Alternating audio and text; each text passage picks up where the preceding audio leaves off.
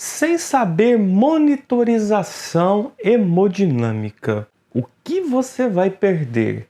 Eu te digo que muita coisa. Vou detalhar tudo que você vai perder quando você não sabe esse conhecimento, seja você enfermeiro, seja você técnico de enfermagem independente, tá? Porque se você souber, você vai ganhar muito, inclusive emprego. Isso é só uma das coisas, Aproveitando, se você é novo por aqui e veio através desse vídeo, conheça os outros vídeos. Temos mais de 1000 vídeos neste canal para você aproveitar, melhorar o seu conhecimento, ganhar confiança no seu plantão e prestar uma assistência segura ao seu paciente, beleza? E se você ainda não sabe, nós temos um Instagram e muito conteúdo rola lá diariamente. Te espero lá também. Vamos pro vídeo?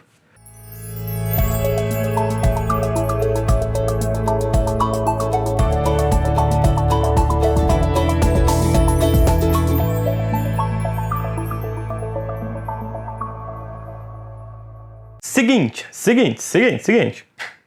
Monitorização hemodinâmica. O que é monitorização hemodinâmica? Éder, é pôr os eletrodos aqui no peito do paciente, ligar 5 cabinhos aqui, olhar para o monitor, aí fica lá aparecendo um número, um negocinho verde, um número, um negocinho azul quando eu coloco o negocinho no dedo. Não, meu amigo, não. Está muito errado, tá? Isso está muito superficial. Monitorização hemodinâmica, primeiro você tem que entender o que é hemodinâmica. Hemo vem de sangue, dinâmica do sangue. Só que para você entender o que é dinâmica do sangue, você tem que entender o coração. Porque é o coração que faz a dinâmica do sangue. É ele que ele ejeta sangue. Então é ele que faz com que o sangue tenha uma hemodinâmica. E quando a gente começa a entender o coração, a gente começa a entender que o coração ele tem uma pressão arterial. E essa pressão arterial está atrelada a um débito cardíaco e uma resistência vascular. E a partir do débito cardíaco eu tenho volume sistólico e frequência cardíaca, que é justamente o que tem lá no monitor. Então lá no monitor eu tenho uma frequência cardíaca que está mostrando justamente uma parte dessa hemodinâmica, uma parte do débito cardíaco.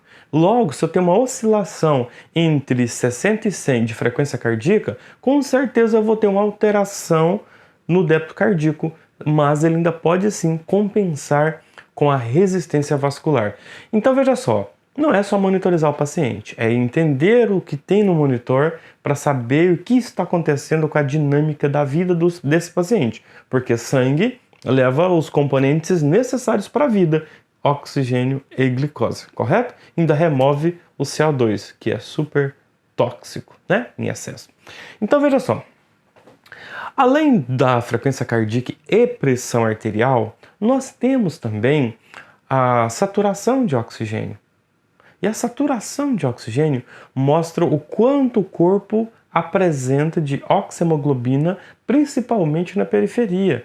E aí a gente tem diversas literaturas que trazem valores bem acima de 90%, no máximo 99%, quando este paciente está submetido a uma oxigenoterapia, certo? Então a gente tem aí um dado de gás, né? Uma parte de gasosa importante, mesmo que não seja fidedigno igual uma gasometria, mas a gente já tem um dado importante. Claro que você tem que avaliar a clínica também. Temperatura corporal. A temperatura também ajuda muito a gente a entender como está a hemodinâmica do meu paciente, porque inclusive a resistência vascular ela pode ser alterada a depender do valor da temperatura. Então se eu tenho uma temperatura baixa, frio, uma hipotermia, eu posso ter uma vasoconstrição. Isso aumenta a pressão arterial. O contrário também. Se eu tenho um calor, uma hipertermia, uma febre, sei lá, vou ter uma vasodilatação. E aí é importante lembrar que nessa vasodilatação a gente tem uma redução de temperatura que pode ser compensada ou com um aumento de frequência cardíaca e outras coisas mais. Bom, isso é só o comecinho para a gente entender o que é a monitorização hemodinâmica. Claro que eu não falei nem 1% do que é a parte prática, técnica, científica da monitorização. Isso aqui foi superficial para você entender que quando você monitorizar o seu paciente, além de interpretar aqueles dados, você precisa fazer agora uma correlação. Então vamos lá, você é técnico de enfermagem e vai administrar um medicamento no paciente conforme prescrição médica. O médico prescreveu para que você fizesse, vou pegar uma droga tranquila, dipirona. O paciente não tem alergia, foi prescrito dipirona Cidor, o paciente apresentou uma dor, você foi lá e administrou dipirona, e esse paciente, pelo seu quadro clínico, ele está monitorizado lá no box, lá no pronto-socorro. E aí, quando você faz a dipirona, sabe o que pode acontecer? Ele tem uma hipotensão legal que você consegue observar, desde que você programe o monitor. E se o monitor não estiver programado, não tem nenhum problema. Sabe o que você vai fazer? Para você ser um técnico de enfermagem muito top, você aperta para verificar a pressão arterial antes de fazer a dipirona, administra a dipirona, fica observando seu paciente, fazendo outras coisas, observando seu paciente.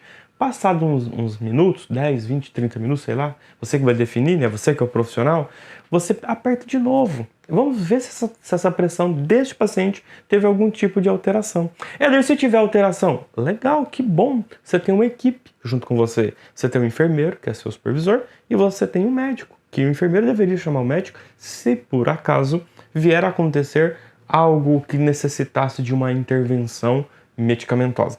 Então, se você chama o seu enfermeiro ali, e aí vocês dois, o que vocês podem fazer para a gente dar uma estabilizada nesse paciente, cuja o objetivo da conduta da enfermagem é uma assistência de qualidade para o paciente. Se o medicamento causou uma hipotensão, a gente pode elevar os membros inferiores desse paciente. Lembrando, elevar os membros inferiores não é colocar o paciente em Trendelenburgo reverso, tá? Cuidado!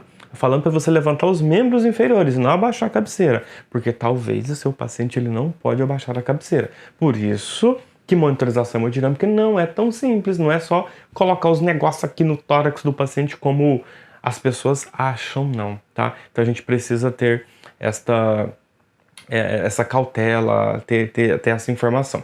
Belezinha? Tranquilo? Tranquilo?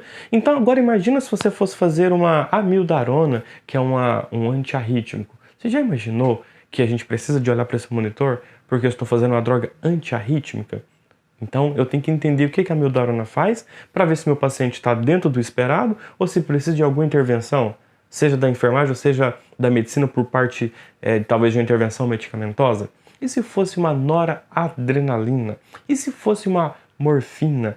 Então, eu estou falando só de medicamentos. Vamos mudar? Vamos pegar o enfermeiro aqui agora? Você que é enfermeiro, imagina se o seu paciente começa a apresentar uma onda P-serrilhada e quando você olha para ela, você vê que é um flutter atrial. E aí, qual que é a sua conduta como enfermeiro num flutter atrial? Você está lá, você tem a equipe médica. Qual é a sua conduta? Você vai chamar o médico? Legal, mas no seu conhecimento, o que é recomendado ser feito? Mesmo que tenha o médico. E se por acaso esse médico ele é recém-formado, não tem tanta experiência quanto você? E aí? Entendeu? É importante saber, até porque se houver algum tipo de equívoco, o paciente ele não é lesado. A gente tem que ter conhecimento sobre isso aí. E se o paciente apresentasse uma fibrilação atrial? E aí? Você sabe quais são as medidas que podem ser feitas? Importante, se você não fez ainda e trabalha na assistência, fazer a certificação ACLS. Vai te ajudar muito, hein? Pega essa dica aí também.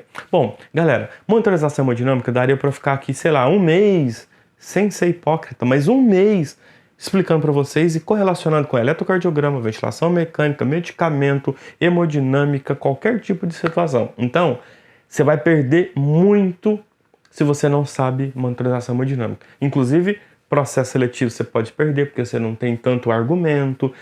Você vai ter várias situações que não são legais. Então, vai por mim. Estude monitorização hemodinâmica para te dar segurança no seu dia a dia na assistência, tá?